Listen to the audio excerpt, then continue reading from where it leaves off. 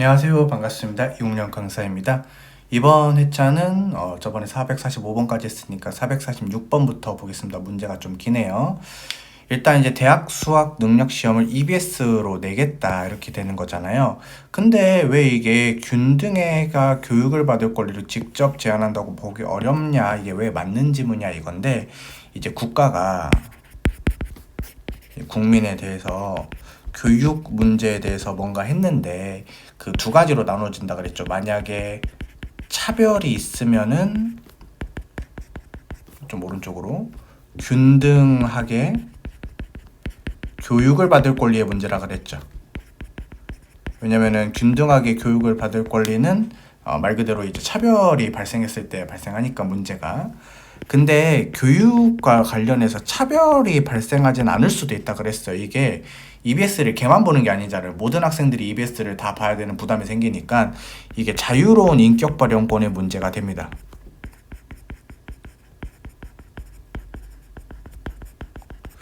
얘는 헌법제 31조 문제고 얘는 이제 헌법제 10조 문제이기 때문에 좀 다르거든요.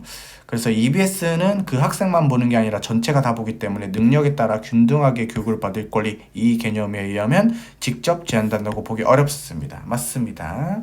그 다음에 여러분들 2번 지문은 합헌 판례 같은데요. 우리가 이제 초등학교 교육 과정에 대해서 교육부장관이 정해야 되겠죠. 헌법 위배되지 않는다 이렇게 되는 거고요. 그 다음에 인간다운 생활을 할 권리 중에 최소한의 물질적인 생활의 유지 이상의 급부를 요구할 수, 이상은 바로 달라고 할 수 없고 법률을 통해서 구체화할 수 있는 법률적 차원의 권리다. 맞고요.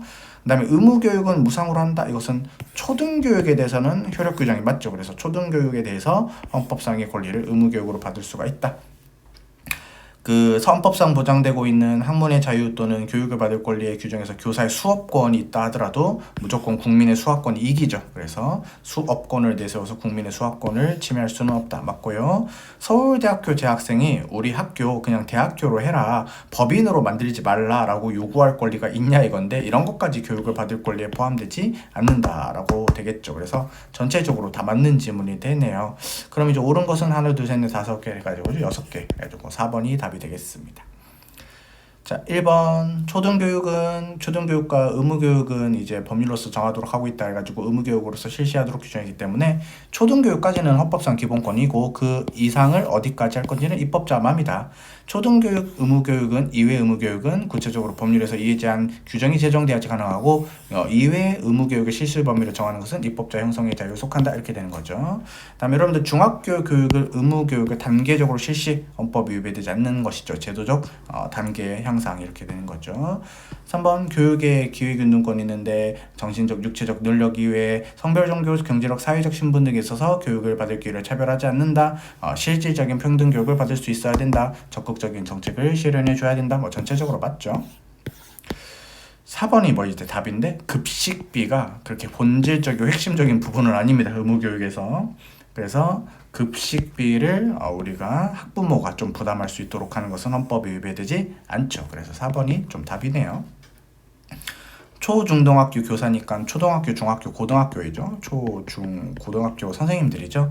이분들은 교육을 하는 것이지 뭐 기본권을 따로 가지고 그런 건 아닙니다. 그래서 교육 과정에 따라 학생들을 가르치고 평가해야 되는 법적인 부담이나 제약을 받는다고 하더라도 헌법상 보장된 기본권이라 제한하게 보기 어렵다는 것은 그 초중고등학교 선생님들은 뭐 학문을 연구하는 게 아니라 그냥 기존의 지식을 잘 가르치는 것이고, 이것은 부모의 권리를 위임받거나 국가의 권한을 위임받은 것에 불과하기 때문에 본인들의 기본권 제한이라고 보기는 어렵다 이렇게 되는 것이죠. 그래서 초중고등학교 선생님까지는 이러한 논리가 있다. 좋습니다. 그 다음에 여러분들 교육을 받을 권리가 특정한 교육제도나 시설의 제공을 요구하는 것은 인정되지 않는다. 맞죠? 그 다음에 졸에 대한 규제가 달라질 수 있죠. 지역마다. 그래서 이제 고등학생들이 학원 교습 시간이 조금 다를 수 있죠. 이게 야간 교습, 심야 교습, 제한, 조례가 되는데 서울시랑 부산시랑 좀 차이가 있을 수 있다 그랬죠. 그래서 학원 교습 시간과 관련해서 다른 지역 주민들에 비해서 더한 규제를 받는다 하더라도 무조건 평등권을 침해한다고 볼 수는 없다 이렇게 되는 거죠. 합헌입니다. 그 다음에 고시공고일을 기준으로 고등학교에서 퇴학된 날로부터 6개월이 지나지 않는 자를 고등학교 졸업학력 검정고시를 받을 범위에서 제외하는 건 합헌인데, 이거는 교육제도가 있는데 검정고시 제도를 못 치게 하는 거니까 할 수 있는 걸 못하게 하는 거죠. 자유권적 기본권을 제한하는 측면이 있습니다. 이럴 때는 과잉금지 원칙 심사를 한다. 그 다음에 여러분들 우리가 초, 중, 등 고등학교 선생님들 정당가입 및 선거운동을 제한해야 되겠죠. 헌법에 위배되지 않는다, 정당화될 수 있다 해서 2번이 답이었습니다. 자, 그 다음에 1번 위험 키워드죠. 검정고시로 고등학교 졸업학력을 취득했다는 이유로 교육대학교에서 우리가 수시 모집 지원을 제한했다. 우리가 교육을 받을 권리를 침해하는 판례죠. 맞고요. 그 다음에 교원 재임용의 심사 요소로 교육, 연구, 지도 등을 언급하되 필수 요소는 아니다. 왜냐면은 선생님 중에는 교육이나 연구, 지도 점수에서 조금 떨어질 수가 있는 게 학생 주임을 맡고 있거나 아니면 이제 담임을 맡지 않거나 그런 경우에는 이런 점수가 좀 깎일 수 있는데, 그럼 무조건 잘리게 된다는 것은 좀 그렇다 해서 임의적인 요소로만 할 수 있다. 그 다음에 대학 구성원이 아닌 사람, 일반인이 도서관 이용을 하고 싶다 했을 때 대학 도서관의 관장이 승인 또는 허가할 수 있는데, 우리 특정한 교육제도나 특정한 시설의 제공을 요구할 수 있는 권리라는 것을 아니라 할 수가 있죠. 그래서 꼭 그 국립대학교 도서관을 이용해야지만 공부가 잘 될까요? 그런 건 아니기 때문에 교육을 받을 권리가 침해된다고 볼 수가 없습니다. 4번이 답일 텐데요. 우리가 고등학교 평준화 정책이죠. 학교 강제 배정제도 뺑뺑이 제도죠. 헌법에 위배되지 않는데 위헌적 소지가 강하다 했으니까 틀렸습니다. 4번이 답이에요. 두 문제 정도만 풀어볼게요. 1번 근로자가 최저임금을 청구할 수 있는 권리. 헌법에 최저임금이 얼마라고 안 나와 있죠. 그래서 바로 도출되는 게 아니라 최저임금법 등 관련 법률이 구체적으로 정하는 바에 따라서 인정될 수 있다. 맞고, 그 다음에 근로의 권리는 개인만 되죠. 개인 근로자만 되고 노동조합은 주체가 될 수 없죠. 2번이 바로 답이고 많이 나오는 지문이죠.